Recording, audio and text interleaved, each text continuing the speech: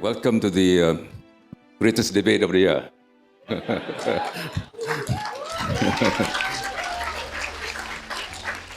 Or greatest debate of the day, depending how it goes, of course. It's a pleasure for me to welcome you all, especially our panelists.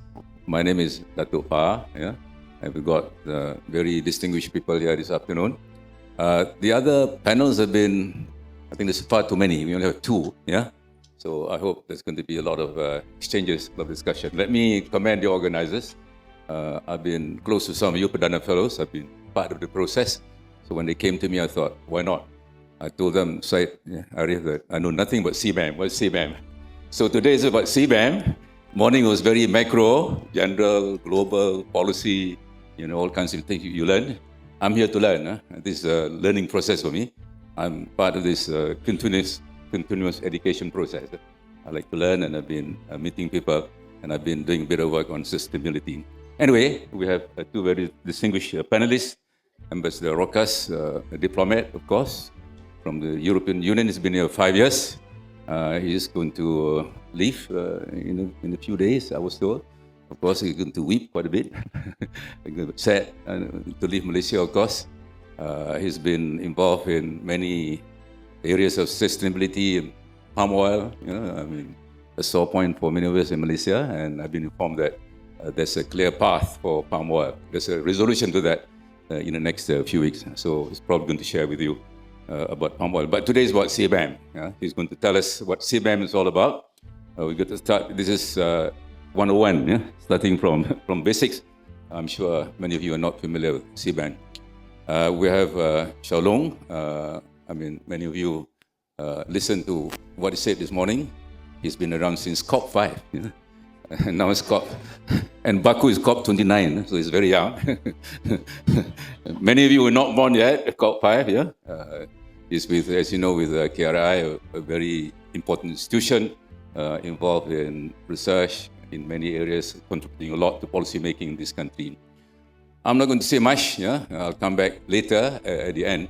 We have 5 compartments altogether. The first part, 5 minutes each. This is a debate, free-flowing debate, not structured. The first part, we're going to give each one of them 5 minutes. The ambassador will tell us what CBAM is all about. And of course, Shao Loong will rebut him. So this is the first round. Second round, there are going to be 2 debates of 3 minutes each. So that's the second part. Third part is Q&A. That's the more interesting part. I would like to commend all of you. You've been very passionate, very committed. You've stayed the course. You've been here since morning. A big hand to all of you. It's not very often that you have conferences where people stay until the end. Some of them, they say they want to come, but at 11 o'clock they go off and that's it. Anyway, this is a very passionate crowd, lots of young people. So that's there will be, as I said, 5 parts. The first part is the setting the stage, 2 rounds of debates, 80 minutes of Q&A, and then they'll have 5 minutes each to do a summary, and then I'll come back towards the end. If I have any points to share, of course, I'll do that towards the end. Okay, I'm not going to say much at this point in time. Over to you, Ambassador Rokas. Thank you very much, Dato Sri. I'm really delighted to be to this event. This is, I think, my 3rd event since I've been in Malaysia on CBAM, which I will explain what it is. I have had perhaps 20 or 30 on palm oil and EUDR, the other jargon. It's very kind of you to tell that I'm an expert. When I arrived here in Malaysia, my then deputy gave me an XL size bag while I was in quarantine for COVID, 14 days. And I asked, what is this? What is big XL size? I thought maybe some goodies for me that I'm not allowed to go out for 14 days. 80% was on palm oil. So during quarantine time, I learned about palm oil. And when CBAM debate started to become more prominent here in Malaysia, in order to become a so-called expert, I received another document of supporting and defensive points of 67 pages. So I can understand, and I very much feel the questions, sometimes the worries of our partners around the world of what this type of green regulations and environmental measures that the European Union has taken, what do they imply for their business, their exchanges with the European Union? We are a very important market for Malaysia. The figures that speak out, we have a two-way trade relation of close to 300 billion ringgit a year, and that is in the absence of a free trade agreement, which if we had it, it would have facilitated a lot more this type of conversation, especially when new environmental laws are coming into place.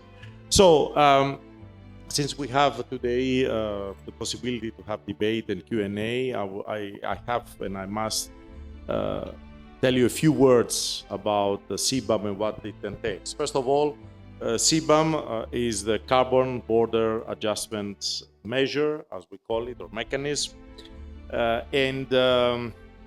There's interesting part of the debate today to see if this is something that Malaysia needs to worry or it needs to adapt and how fast. But I will argue that there is no worry whatsoever. I hope that you will all understand that it's not a disproportionate measure either. Actually, I mean, we will all agree that climate change and, of course, environmental degradation around the world, the loss of biodiversity are among the existential threats that we all encounter today. So the response of the European Union to this was the European Green Deal. I think you are aware of it now. And what it is, the Green Deal is an ambitious strategy that tries to implement our commitments under the Paris Agreement on climate change.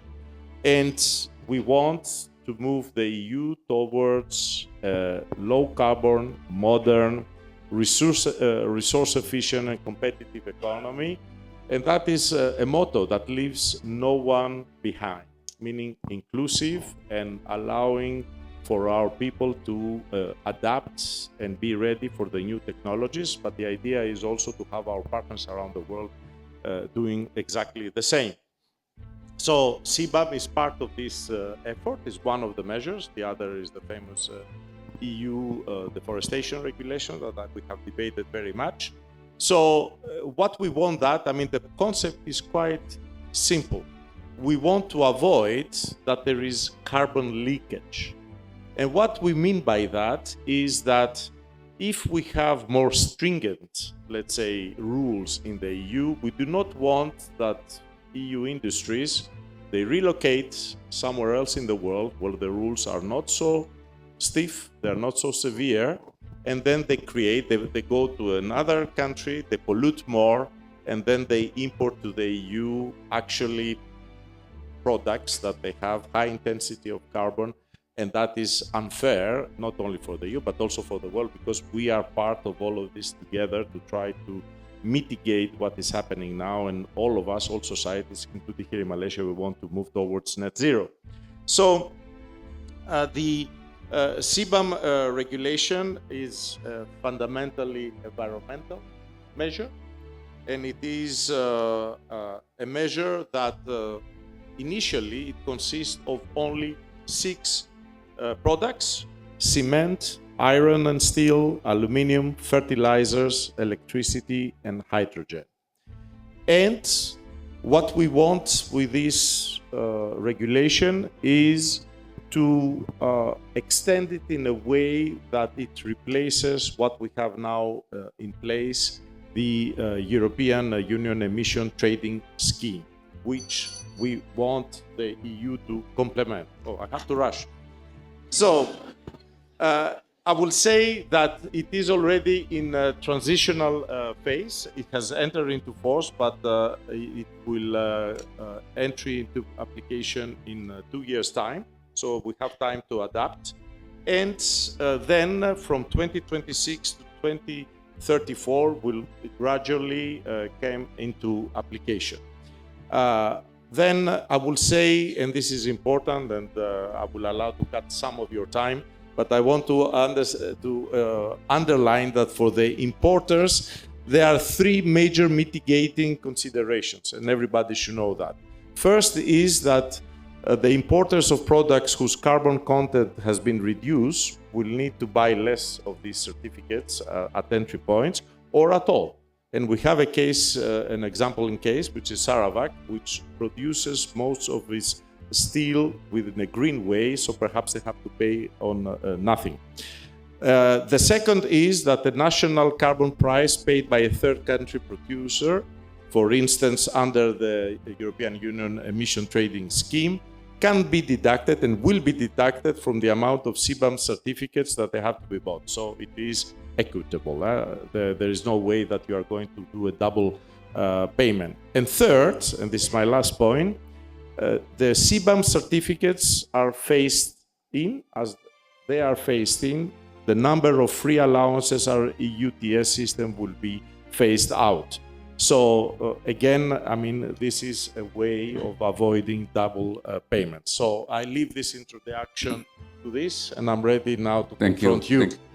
Thank you, Ambassador. I'm not too sure whether you understand. Can you have show of hands? How many of you understand what CBAM? Not too many. So it's for you, Shao, to explain whether what CBAM is all about. But anyway, we are in Sasana Negara. In the currency business, this is probably called currency arbitrage. Yeah? Not too sure that's the correct description. Anyway, over to you, Shao, to further expand on that definition. I'm not too sure. I think that it's got to be simplified. I see lots of heads, not too many nodding. Anyway, over to you. Thank you, Dr. Sri.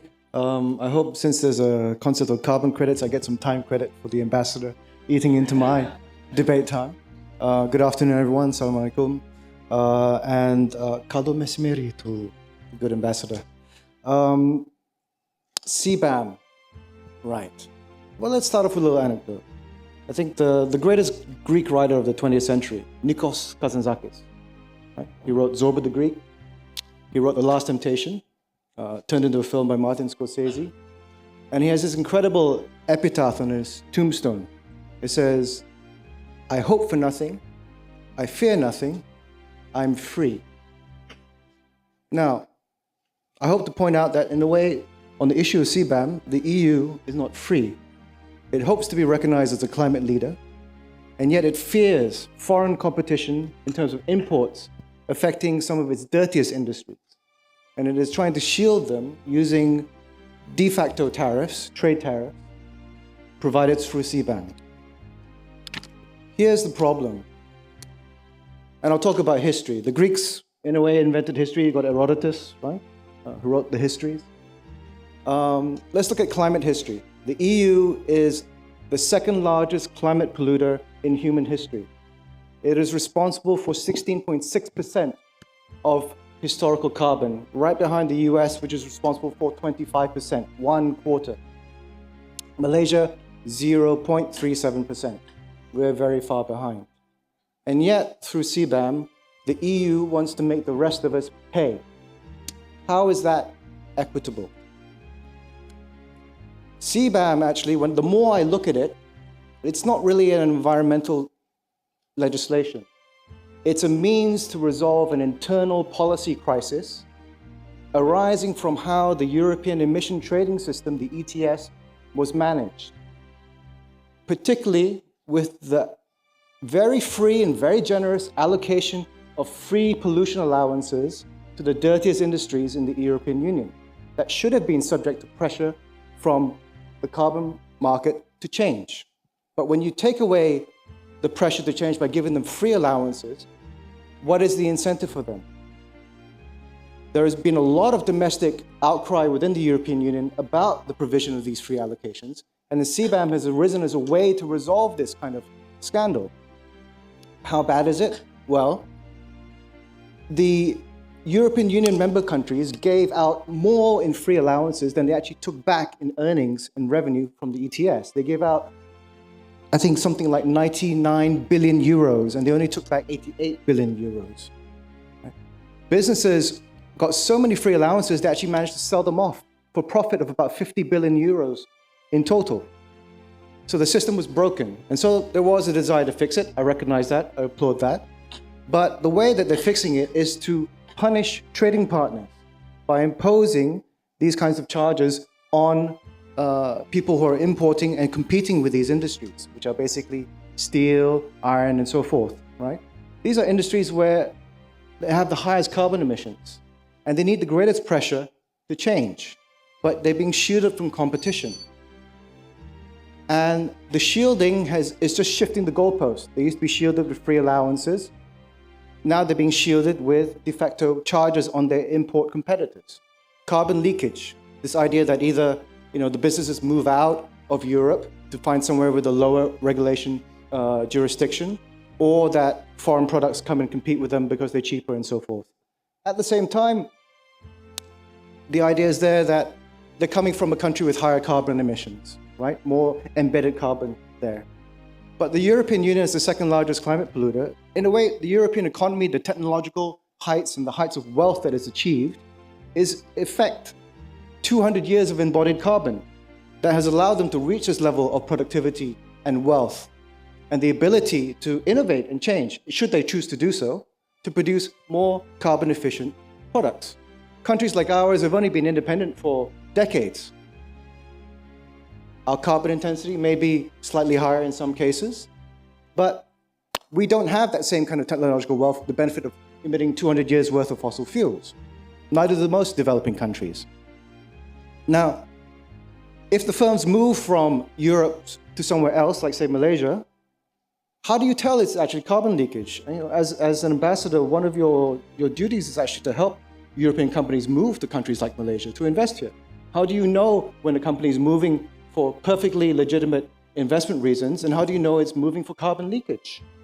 It's very hard to tell. In fact, the evidence isn't really there. It's a very intensely debated phenomenon. The IMF in a 2021 paper said there is no clear evidence.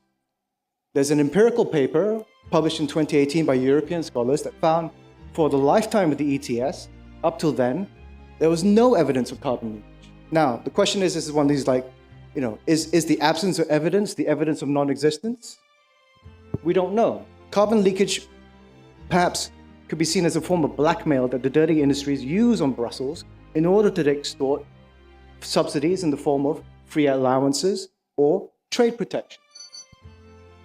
Is my time up? Okay. I will respect the bell. Thank you. Thank you, Shalom. This promises to be a very fiery BBC hard talk. Well done. I think they both set the stage. Ambassador explained to us what CBAM is all about, why it is important to prevent or reduce this leakage. And Shalom, of course, rebutted that. This is, according to him, EU wants to be a leader in this space, and yet they're imposing this unfair tariff against countries like Malaysia, and the EU is trying to fix a legacy problem there for 200 years, and Malaysia has been a recently independent country. Anyway, I'm not repeating what Shalom just said. This is the first round of debate. Yeah? Over to you, Ambassador. 3 minutes. 3. To such accusation. I would need a little bit more. This is friendly fire. Friendly fire, yes. No, I'm not going to use Greek history, but I'm very happy that you refer to it, since it's the country that I know best. However, I think we all have to agree that the climate emergency is real and imminent. So everybody has to play a role. And of course, there is no one who would dispute, historically, if you go back to industrialization and 100 years, that obviously the EU was one of the biggest polluters. But also we have to understand that we had very little knowledge of the climate crisis that we are facing today, back 100 or 150 years ago. But that's not the issue. The issue is, what do we do now? Because everybody feels, and I don't need to say also what is the effect of climate change here. I didn't even start. Yes.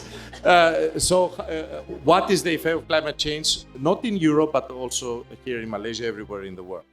I will not answer with a technicality, but it's important to know the EU has resumed its responsibility, and in the Paris Agreement, there is a very clear distinction between developing states and developed states, and there is the principle of common but differentiated responsibilities and respective capabilities and capacities, and it is enshrined in the Paris Agreement. And for us, the EU and its member states, by far, we are the biggest contributor in the world in climate financing, 23 billion euros only in 2023. So we are doing our job. And the fact is that today, the emissions in the EU, they have gone dramatically down, and ETS helped in that regard, because you need to make your biggest polluters to find a way to make themselves greener, but also it is that today 70% of the biggest polluters are developing and emerging economies, which is a fact. But I have to say, so that means now we need to find a solution. But we are not going to find a solution by confrontation. We are going to find a solution by creating trusted and long-term partnerships. That's why our measures, they have long transition periods, and also we accompany them, and this is also true for Malaysia, with technical assistance in order for Malaysia and any country to align. Because my last point is, we do not want to collect any tax from Malaysia. We want Malaysia to have equivalent laws and to have, I'm not saying like the EU, equivalent green phasing out or decarbonizing laws that will allow either the government or the industries to produce in a green manner, and then there will be zero CBAM or tax collected at EU entry point. Thank you, Ambassador. So, climate crisis is real. I think we all agree with that. Are you saying that you should forget history because you have the Paris Agreement and others? That's for Shao to respond. Thank you. Okay, thank you. Now, I just want to emphasize the EU is a friend and a partner, right? But we kind of wish you had been, involving other countries a little bit more in the discussion of how you would go about resolving these problems that led to the creation of CBAM. Instead, now you have a whole bunch of countries queuing up to challenge CBAM in the World Trade Organization, and they're very concerned, right? And one of the missions of CBAM is to promote the idea of carbon pricing. But I question the value of promoting what, to me, and to studies I've read, is a failed policy, right? The average annual emission reduction due to the ETS in Europe ranges from 0% to 1.5%, right? From this much to that much. It's very poor, and it's largely due to the inclusion of free allowances. They suppressed the carbon price in the ETS to €6. There's nothing, right? Study IPCC, Intergovernmental Panel on Climate Change, is talking about a carbon price in hundreds of dollars. The latest study that I've seen calls for a carbon price of $1,000. Now, whether that actually be politically implemented anywhere, I doubt. But this is one of the problems with carbon pricing. The idea is you're supposed to find the most efficient, low-hanging fruit. Fine. For the first couple hundred tons, maybe you can get that. But at some point, you got to get to net zero. That means the most expensive carbon needs to be paid for at some point. How is it going to be paid for by a market mechanism like that, where you're giving exemptions and protection? It doesn't make sense. Now, can you find a better solution? I think you can. The French president, Emmanuel Macron, has tried to persuade his partners in Europe to look seriously at what the US is doing in terms of the Inflation Reduction Act. It's scaring Europe, the amount of money that the US is able to mobilize, right? The problem with CBAM is that, and the UN has studied this, the UN has found that CBAM will result in a net transfer of wealth from poor countries, developing countries, to the EU in the order of about $53 billion. The net effect on greenhouse gases is to reduce global greenhouse gases by 0.1%. It's going to make the rich countries richer. boost your income by 53 billion. But actually, it's not much. You look at the Inflation Reduction Act in its first year, it was able to mobilize $240 billion in new manufacturing capacity in clean technologies. And they did that through, they didn't use a stick, like the ETS is a stick. The thing with the US is because of the Republicans, they hate sticks, so all they got was carrots. They just got tons of tax credits, but the tax credits have been proven effective in mobilizing money and capital. So this is a question about having effective policies.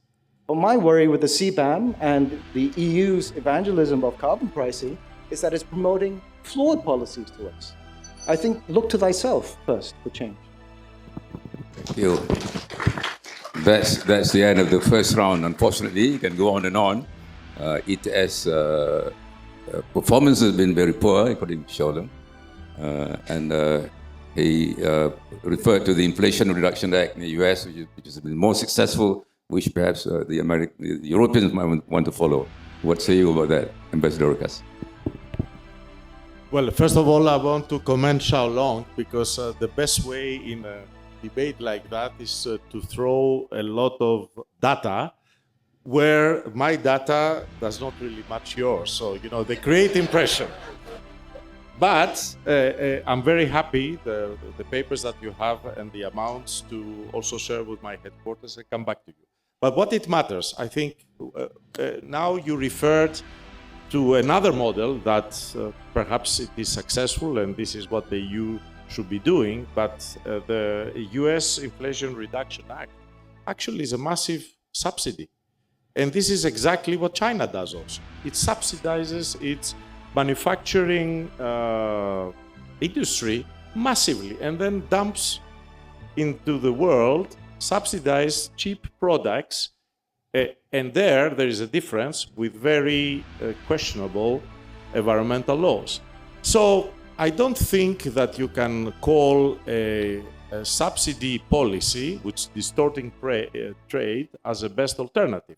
For us, what we want to achieve is not that we are going to put any tariffs or protectionism, or for that sake that if they want to relocate from EU to Malaysia or any developing country, that they would have to go somewhere where the laws are less stringent. We want that our European champions, that they relocate, they come here to Malaysia and they do not export pollution. They are green from day one. They use renewables, they use hydrogen, they use whatever it is available in order to achieve that.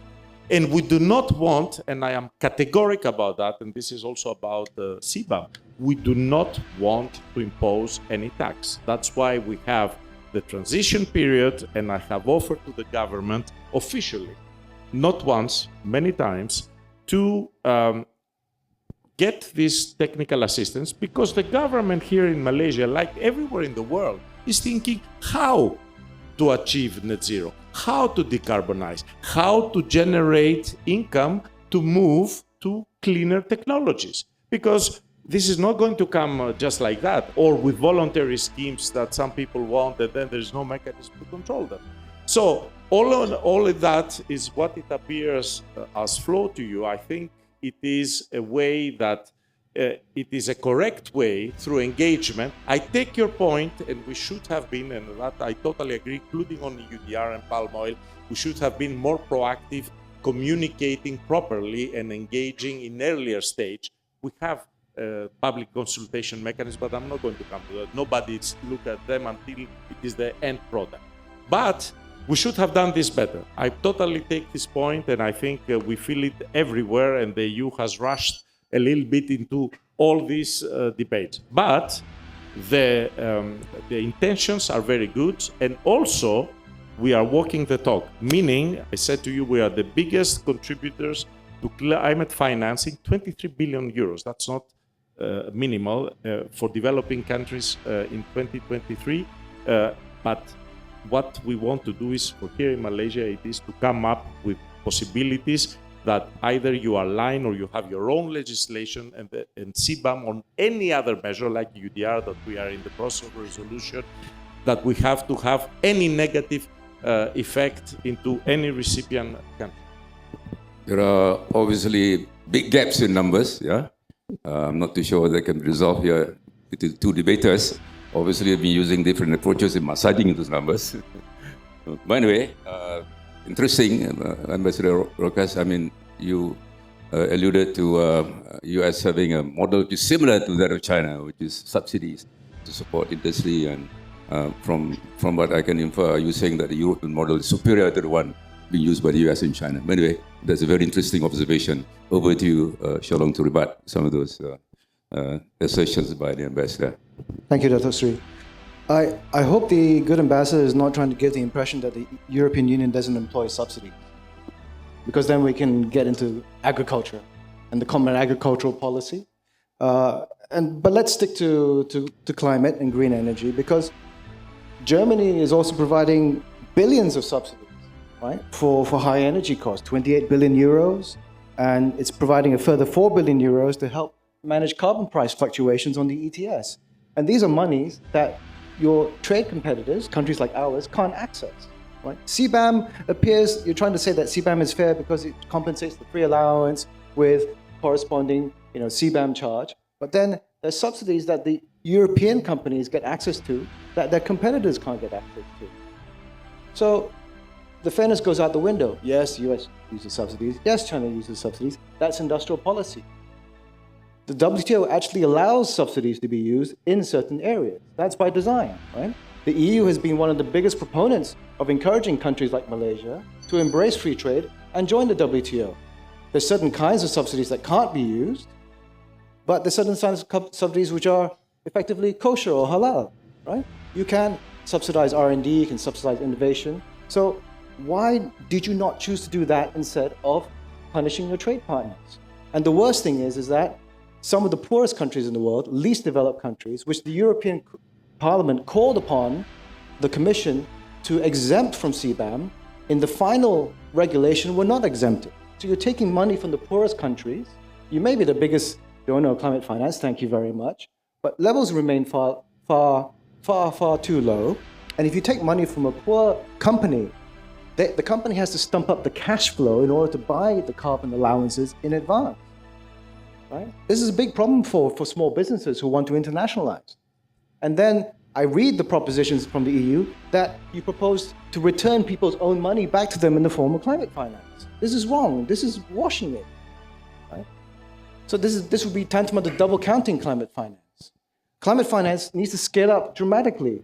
We're supposed to hit a 100 billion target of climate finance flowing from developed countries to developing countries, but we never really met the target. The latest figures by the OECD aren't really credible. Now we need to scale up from 100 billion to 2 to 3 trillion per year. Eventually, we need to get to about 10 trillion for transition.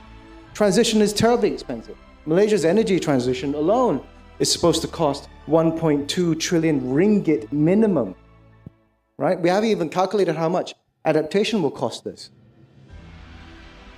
Cataclysm and climate catastrophe is going to be very expensive. Trade is one of the means by which developing countries can make themselves richer and more developed so that they can have the economic robustness to withstand these kind of pressures, but you're making trade more difficult through the introduction of CBAM. There is a fairer way to do it, and there is a better way to do it. It's also better for Europe as well to have access to empowering policies that actually generate innovation and genuine change and decarbonization in these dirty industries that CBAM is protecting. We can work together on it. But not if the EU says, I know best and you must adopt our ways. You don't hold a monopoly on knowledge. Is that the end of my time? Okay. Thank you.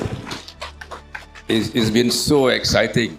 I'm not too sure whether that was the end of the first round or the second round. That was the Muhammad Ali Joe Wagner. A very harsh fight, I can see coming up. I think that was the end of the second round, right? Yeah.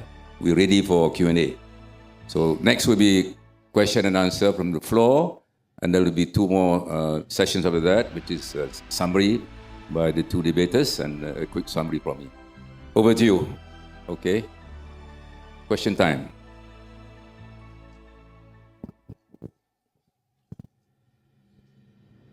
Oh, first mover. No one is, or you don't understand what's going on. It's so complicated. Hi, Arina from EY. I think the question I have for both for the panel is, when we talk about EU CBAM, I think there are so much complexities and the focus now is only on scope 1, scope 2. But if we understand emissions, or at least biodiversity and resource management, are we really having a holistic view and time frame of the transition? What we are seeing lacking is how different countries are playing to their strengths and not able to manage the weaknesses. So when it comes to CBAM, scope 1, scope 2, there is a huge gap on the scope 3 consideration and supply chain. So we don't want to have policies that is very much not considering a broader impact. So what are your thoughts on that? Okay, we'll have 3 in a go together. That was scope 3. I'm not too sure you know what scope 3 is all. Anyway, questions about scope 3. Yes, Mina? Thank you. I'm really enjoying this debate. Thank you to both the ambassador and Shao Loong. I can't decide whether I am short or tall. Sounds like the CBAM. No, Ambassador, I think...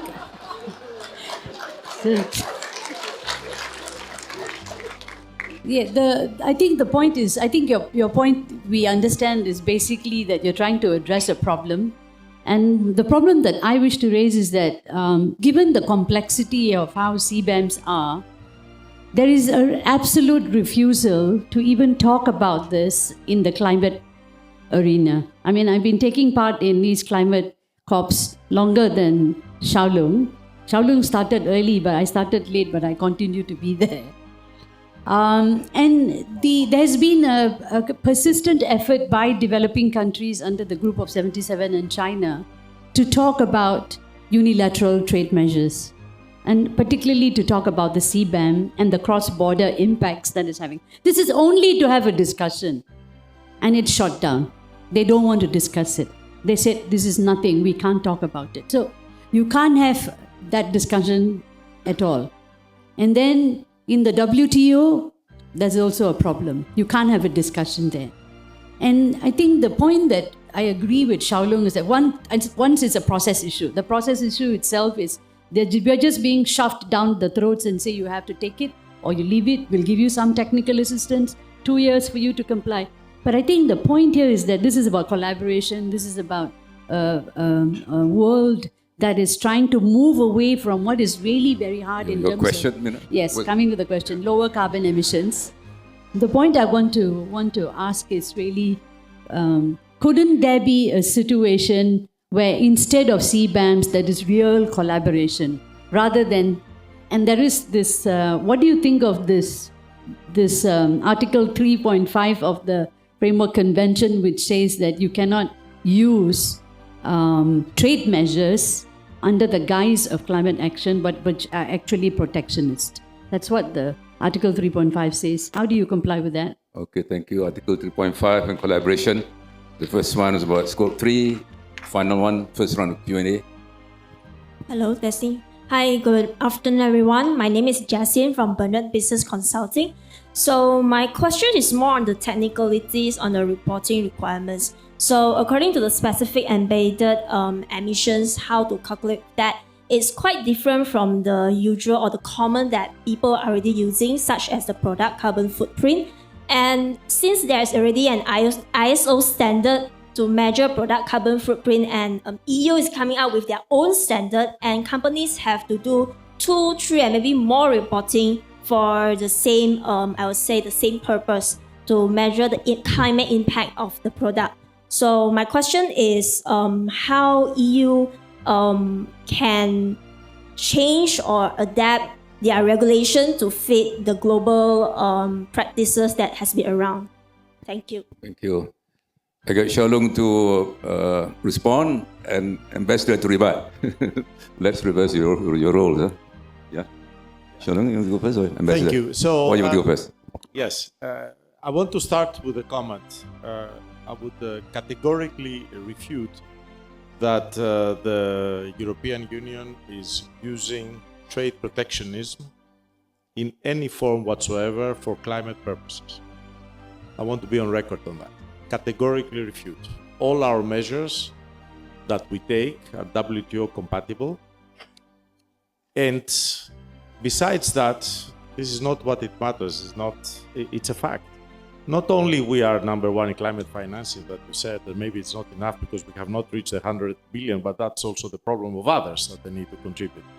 But it is also an issue of how we are able to assist the developing countries around the world. We are the number one development assistance donor in the world. And all our actions in all developing countries, they have very strong, the strongest sustainability, green, gender components that you will find. Otherwise, there's no financing of any project. So the help is massive. For developing countries, since we talk about them, we have the general system of preferences, which allowed the duty-free, tariff-free entry into the EU, everything but arms for the smaller economies like Laos, TDR, and others. So, we are many things to blame, especially historically, but I take a lot of pride of what the European Union is doing, only the European Union and nobody else in that regard. So we align all the tool of policies that we have towards a common goal. Then it is how we achieve, because this is, I think, what is at stake. You argue that our mechanism, especially CBAM, is discriminatory. CBAM is only one part of the component, but all we acknowledge that it is a climate emergency. We strongly believe that we are trailblazers, and when you are a trailblazer in something, maybe there are elements that they don't like. But I can assure everybody in the audience that everything that it is debated, also today, all the points that you make, we will relay back to headquarters and we will ensure that all these are taken into account. So that nothing is perfect, but we need to act.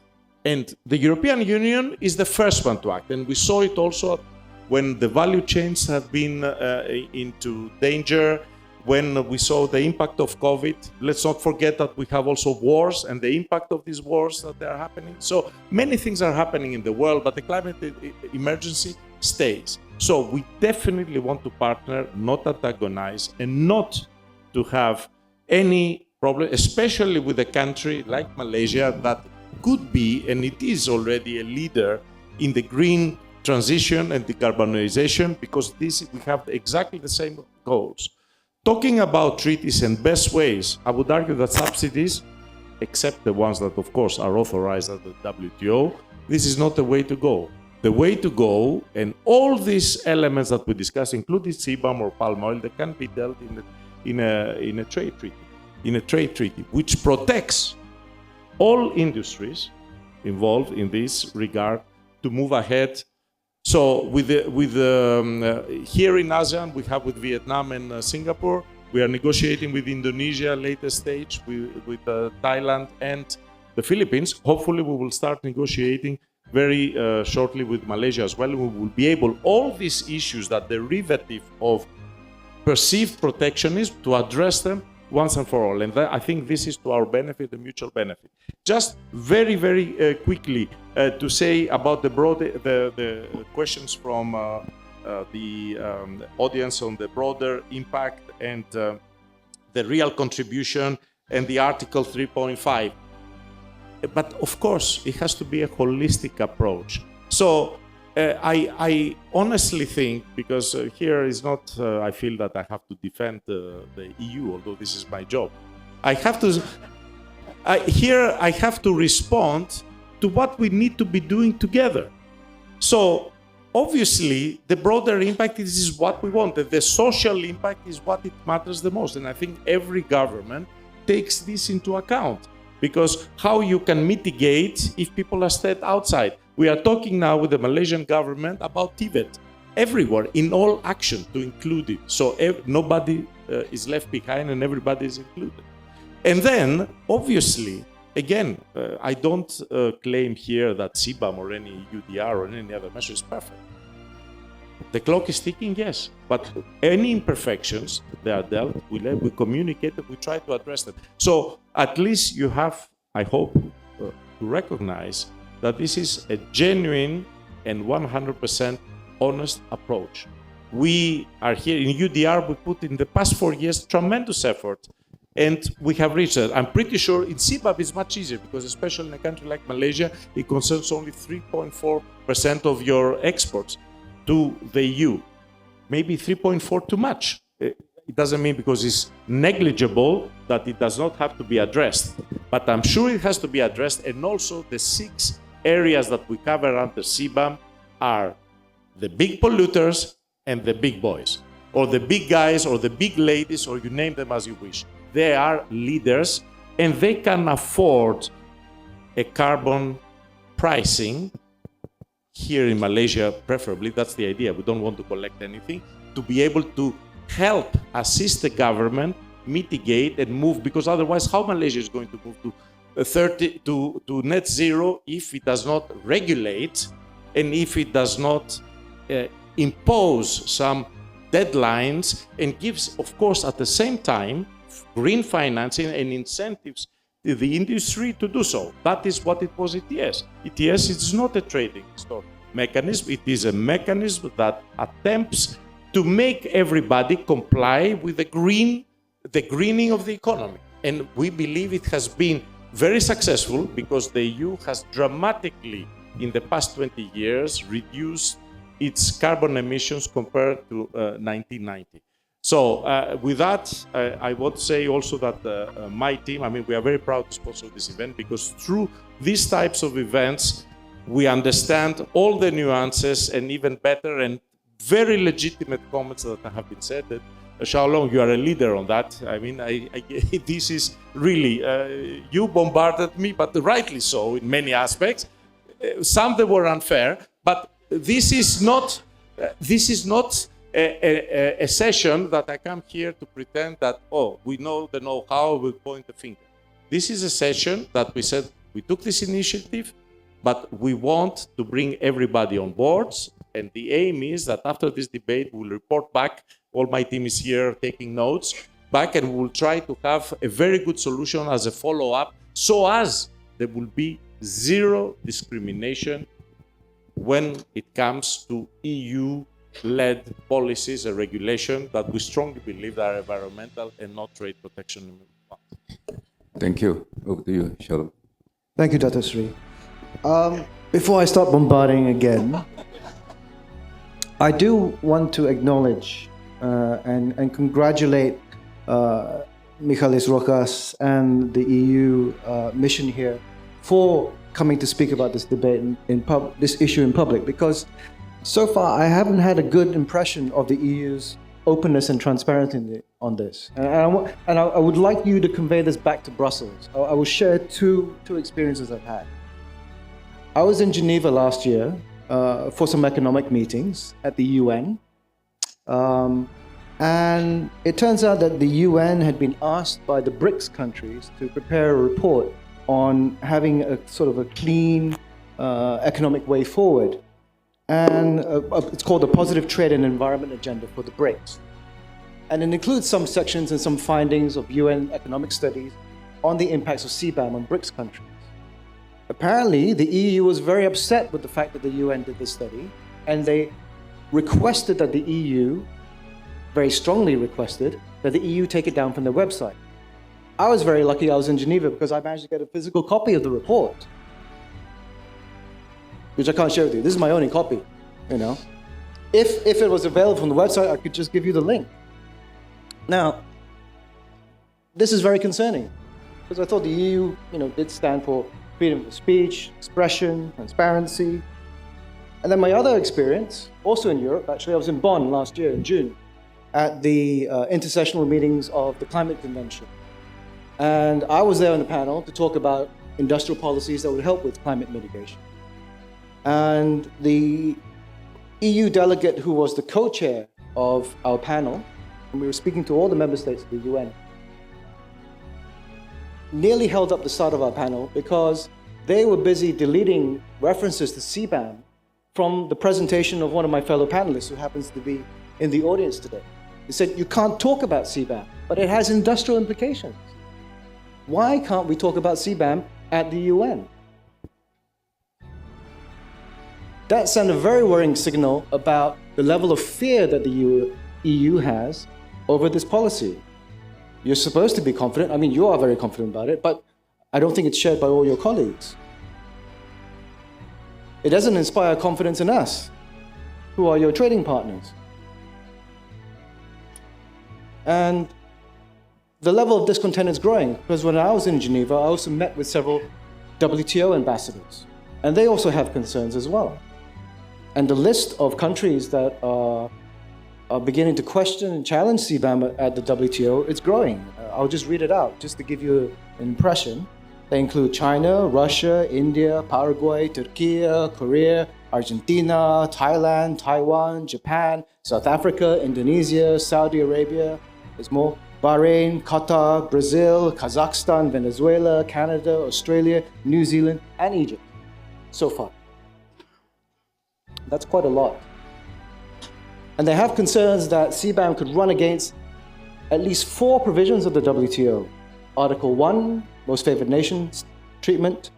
Article 2, applying tariffs on imports in excess of agreed bound levels. Article 3, treating imported goods worse than the same domestic goods. Subsidizing exports under the Subsidies and Countervailing Measures Agreement. Article 3. Now, the average tariff rate for developed countries is very low for industrial tariffs, 2 to 3%.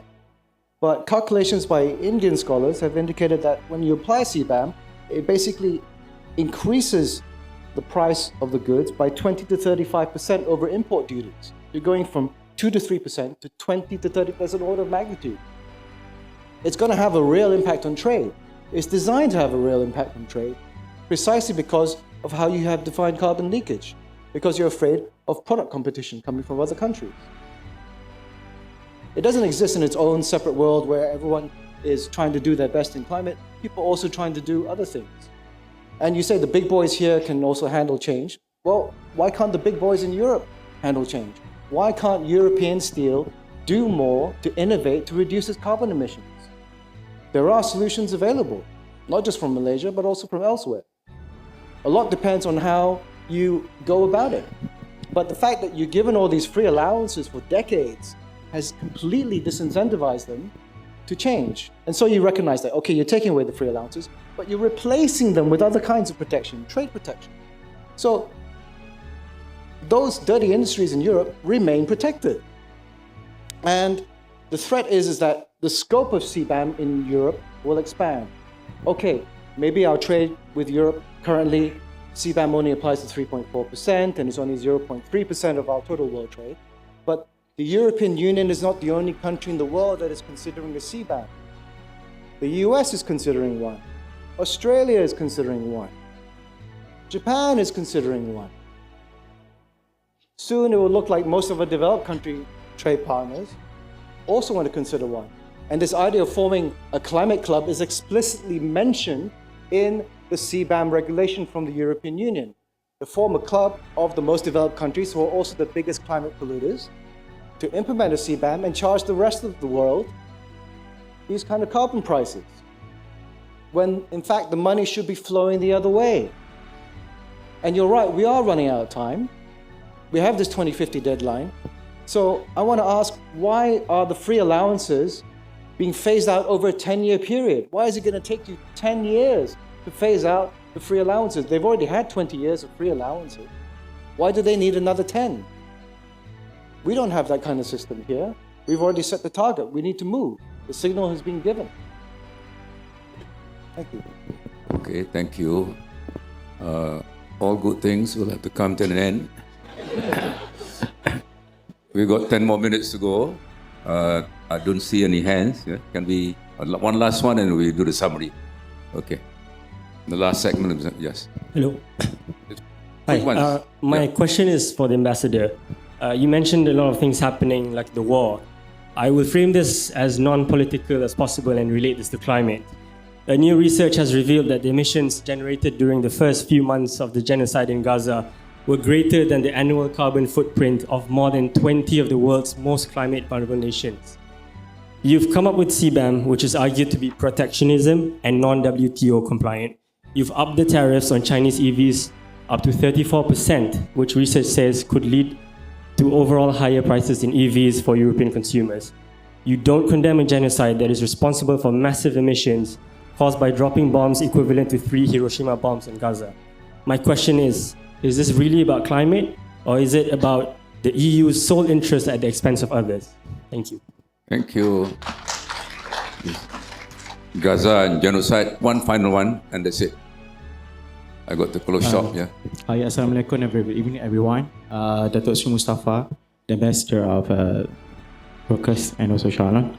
I'm Malaysian, but if I support Europe doesn't mean that I would like to change my passport. I say Malaysian. Dato' Sri Mustafa is the ex-minister of the Ministry of Trade and Organization of Malaysia. We know that in the international trade, every country have the specimen, every country have the legal, and doesn't mean that I would like to support the Europe initiative of CBAM. But my stand is a bit different today, because I look at CBAM is one of the initiative of the developed country to enhance or to support the energy, or this call it a climate finance now to be more green and good. So in terms of if we see that Malaysia, one of the developed country that doesn't support by Europe, but this data from MIDA for this year Q1 from MIDA said that we have received investors from Europe about 30.1 billion, and especially in Kedah. I'm from Kedah actually. So every country have their restriction and their guidelines to receive or to send the import products. So if we would like to say that the European countries is not supported by Europe, I would like to deny it. If we agree why Europe, especially Australia, come to Kedah and invest about 30.1 billion. So if we like to talking about the developed country or the poor country, yes, they are a bit left behind about the CBAM. But Malaysia need to look forward to have one of the line or things that, we need to put our standard at what. So one initiative be led by European Union especially is one of the immediate emergent things to have this level. Thank you. We have got about 7 minutes. So I'm going to give 3 minutes each to our debaters to do a wrap up, and I'll do a quick summary. Yeah, who's going to go first? Shalom, you want to go first? Okay. Summary of 3 minutes. Yeah. But we need to reply also to the questions. Yeah, quickly. Yeah.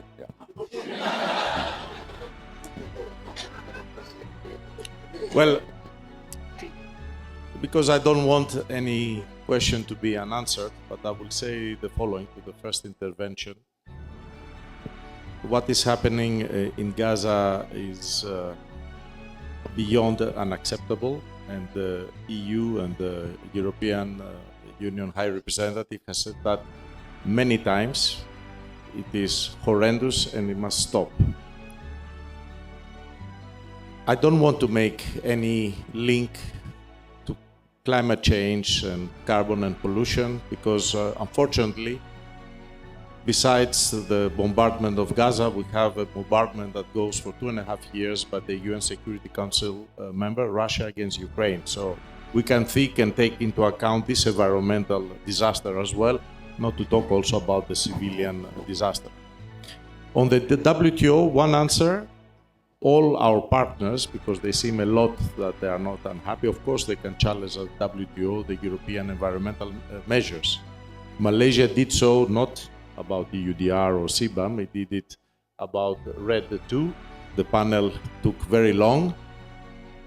And this is what is also the EU, but also Malaysia. It talks a million about the way forward. The panel came out and we said both we will comply. So this is for whatever future challenge there may be, and I think the European Union takes this very much to heart, and for that there is no doubt, because as you know there has been no appeal for that. So you spoke about Kedah and the investment about ATS, and we are number one in FDI in stocks, foreign direct investment in Malaysia. Our companies, even in the absence of FTA, they love Malaysia because It is an advanced economy. It trades openly. It's a democracy, respects the rule of law. It speaks English, it helps. It has skilled labor and has very good infrastructure. So can you imagine how we could do better if we had also a free trade agreement? And I mean that when I say that all these disputes about CBAM, palm oil, or anything else that it counts, when you have consolidated treaties, this is the best way to protect bilaterally, because we know very well that unfortunately the multilateral system not only is under attack, but it doesn't work. Neither the UN is able to stop these two terrible wars that they are going, and many other conflicts that they are maybe more dormant, or people they don't reach the headlines now. But also WTO, it is quite ineffective, and that's not because of European Union or Malaysia actions. We know about the appeal mechanism and the role of the US withdrawing from it. So this is just to answer to that. But I really do want to finish in a positive, because you might have felt here that it's part of the Olympic Games, and you are seeing a game of boxing, and somebody has to go knockout. Neither Shao, Loong, nor me, I think. So it is a split decision. I hope that's your decision to make. But I think I want to make a very a way forward. First and foremost, all what it comes from this debate, as I said, is going to be reported back. And rest assured, you have access to many data that I don't. And you have traveled and you have been in witness areas in Geneva.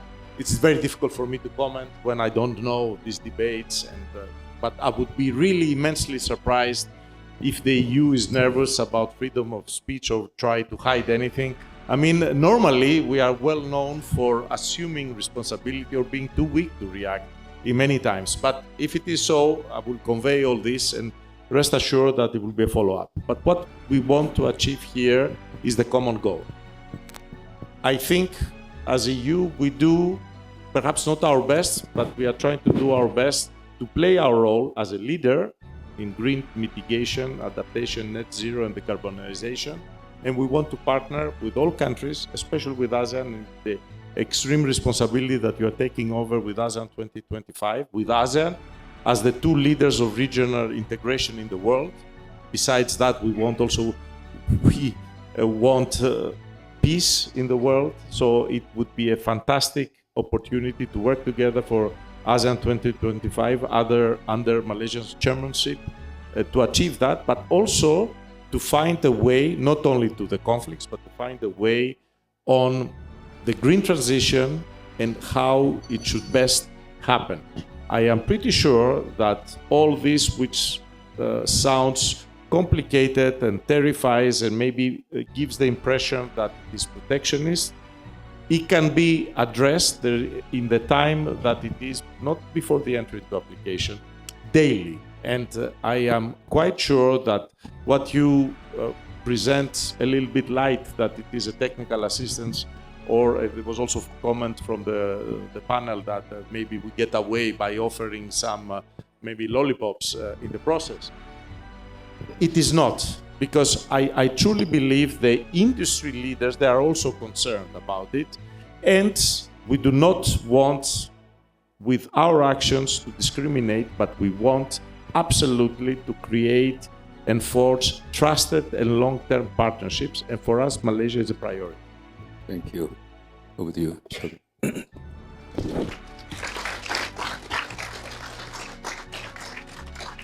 Thank you, Dr. Sri. So this is our final wrapping up, Yes, right? that's In it. so many. It's final. Okay. It's no semi. Okay. Thank you first for the debate, and thank you all for listening, and thank you for the moderation, Dr. Sri. I think the challenge that we have before us is bigger than just this one policy, right? It's a question of how the world collectively cooperates to address this common crisis of climate change that manifests in very different and particular ways in each of our countries. The EU is not the only country that has problems with big business and business lobbies and so forth. It happens in every country, right? It just takes different forms. At the same time, if we don't address the forces which are blocking change in the right direction, then we will change in the wrong direction. Malaysia currently now has set a very high level of ambition for our climate change policy. It's going to cost us a lot. And in order for us to protect every single life and as many ecosystems as we can in Malaysia, we're going to have to find ways to mobilize resources. One of the ways that we have to do it is to strengthen our economy. We are very, very trade-oriented. Strengthening our economy through trade is probably one of the best ways to increase the amount of wealth and technological capability and strength and innovation that we can bring to bear on problems like climate change and also problems like poverty and sustainable development in general. We're not going to do this completely on our own. We're going to do it with partners.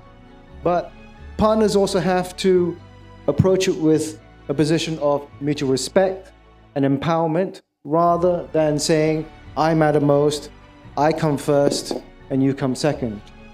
We're in this together. But the reality of the climate talks, and the climate convention, and even the WTO is that frequently it's very conflictual. That's why there are dispute resolution processes, because disputes do arise. And we've had a lot of disputes with the EU. We've resolved a number.